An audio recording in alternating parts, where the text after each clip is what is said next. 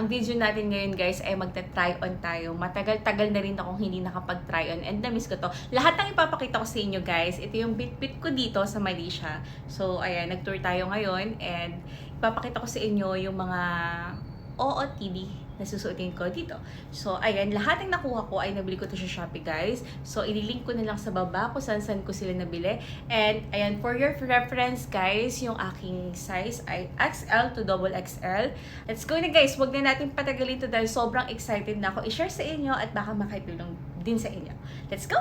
Ito guys, ito yung last size, oversized t-shirt with bicycle shorts. Ayan. Ito siya guys. Saktong-sakto yung size nito sa akin. And talagang oversize siya. Hindi siya nagbibiro na oversize talaga. Kasi, ayan, pinold ko pa. So, ganito yung itsura niya. Napakaganda nito guys. Alam mo, pwede mo itong ipang gym, pang gala, pang walk-walk dyan sa labas. So, ang ganda nga. Tapos, by the way guys, etong shoes nito, Steve sandals, ang super ganda niya. Tingnan ko guys. Ayan. Sa TikTok ko lang din siya nakuha. So, ganito yung itsura niya. Ang cute-cute niya, guys. Pwede siya kahit saan. Then, manadagdagan ka na ng height.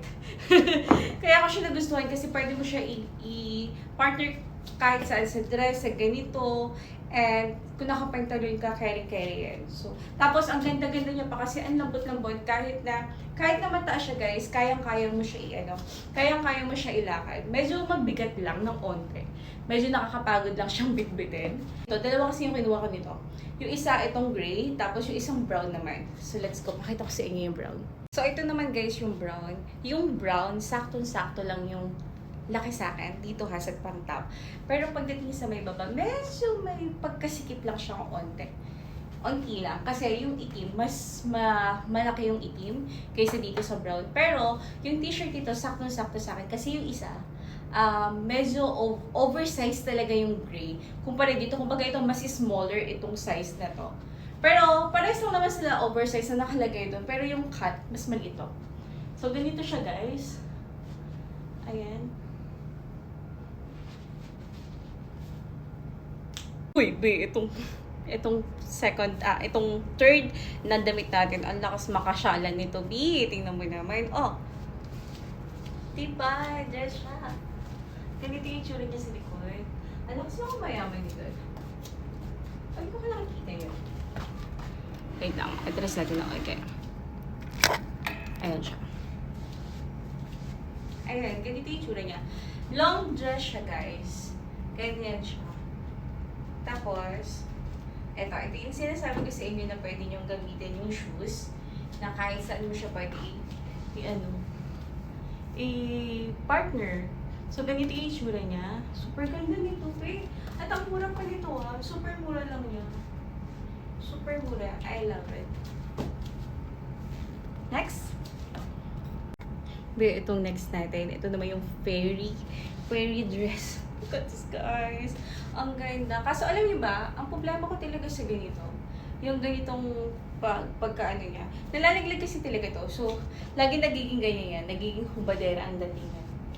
Tapos ganyan siya. Tapos yung cut niya dito, guys, medyo may paikli. May shape yung cut niya. So, ganyan ang itsura. And then, yung likod, ganito yung likod. Ay nga, ang ano ko lang talaga dito, lagi kasi bumaba. Hindi ko alam kung bakit. Kasi siguro walang makakapitan. Pero super ganda niya. Ganda rin niya. Diba?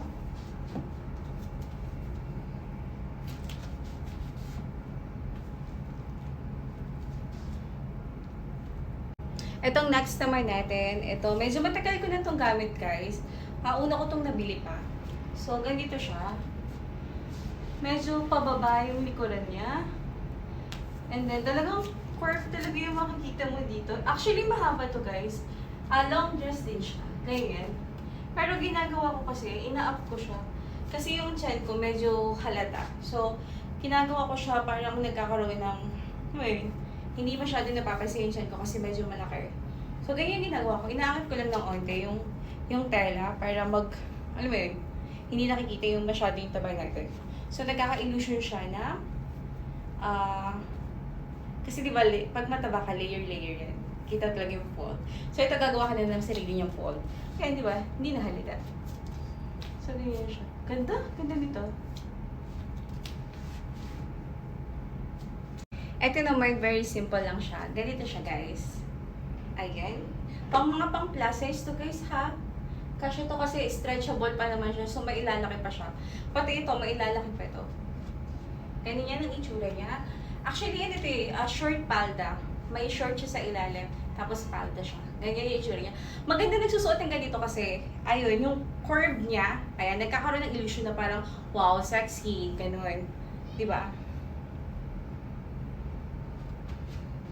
Ganyan. So, ito naman, again, pop-up shoulder siya. And then, meron siyang parang tali dito. May tali siya dyan sa side. Ayan. Ganito yung itsura niya. So, maganda dito, guys. Ganito, panda siya. Ano siya dress? Tapos, may sarili na siyang lukot-lukot. Dito, parang hindi ka nagmumukhang malaki. So, sabi ko, nagkaka-illusion kapag may mga fold-fold yung mga damit nyo. Nagkaka-illusion na, na sexy ka talaga kasi nga, hindi nakikita yung siya natin, yung mga layer-layer yung siya natin. Kasi nasa mismong damit na siya. So, yan. Ganda rin ito, oh. Itong last outfit natin, guys. Ayan, medyo matagal ko na rin ito nabili. So, ganito yung itsura niya. Ayan. Meron siyang slit dito. Kaso, ang ayaw ko lang dito sa ganito. Parang crepe yata yung tela nito. Parang crepe. Ayan. Then, ang ayaw ko lang sa kanya, guys. Kasi, kitang-kita mo yung bilbil talaga dito. Yung fold ng bilbil mo. So, kung bibili ka ng ganito, kailangan mo magsuot ng panty girdle para magtago yung ano mo dito, yung taba mo. So, ayan. Super sexy niya. Ang sexy niya talaga tingnan. Ayan, oh. Diba? Ang sexy niya. Ang ganda niya tingnan. So, ito na, guys. Ito na yung pinaka-last na outfit natin. And sana nag-enjoy kayo, guys. And kung may mga request pa kayo, ayan, comment nyo na sa baba. And ano yung outfit na nagustuhan mo, i-comment mo na rin dyan sa baba. And, yun guys, maraming salamat. At kung hindi ka pa nakaka-subscribe sa channel ko, please subscribe. Also, dito sa TikTok natin. And, yun guys, maraming salamat. Bye! By the way, I'm Easy. Maraming salamat po ulit. And, see you on my next video. Bye!